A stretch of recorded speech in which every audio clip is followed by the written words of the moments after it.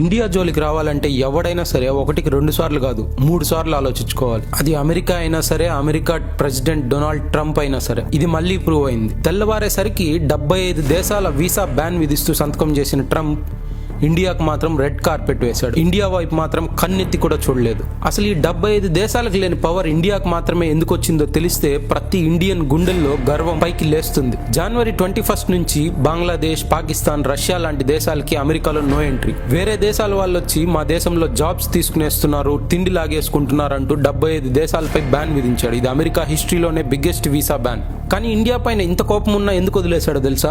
అమెరికాలో హాస్పిటల్ నడవాలన్నా మన డాక్టర్లే కావాలి. ఐటీ కంపెనీలు ఊపిరి పీల్చుకోవాలన్నా మన టెక్ దిగ్గజాలే కావాలి. సిలికాన్ వ్యాలీ సాఫ్ట్వేర్ నడవాలన్నా మన ఇంజనీర్లే ఉండాలి. ఇండియాపై వీసా బ్యాన్ వేస్తే నెక్స్ట్ రోజుకే అమెరికా శవమై పక్కన కూర్చుంటుందని ట్రంప్ కి చాలా క్లియర్ గా తెలుసు. అందుకే అందరినీ ఆపిన ట్రంప్ ఇండియా దగ్గరికి వచ్చేసరికి తన పంతాన్ని పక్కన పెట్టాడు. బాంబులతో కాదు, నాలెడ్జ్ తో ప్రపంచాన్ని ఎలా శాసించాలో మనం చూపిస్తున్నాం. ఒక్కటి గుర్తుంచుకోండి, 75 దేశాలను తాకిన ట్రంప్ ఇండియాను మాత్రం టచ్ చేయలేకపోయాడు. మన అవసరం లేకపోతే అమెరికా అసలు సూపర్ పవర్ అయ్యిండేదే కాదు అని మనం ఇచ్చిన క్లియర్ వార్నింగ్ ఇది. ఇప్పుడు చెప్పండి, అగ్రరాజ్యం అమెరికా గొప్పదా? అగ్రరాజ్యంలో అమెరికాను నడిపిస్తున్న మన ఇండియన్స్ గొప్ప వాళ్ళ?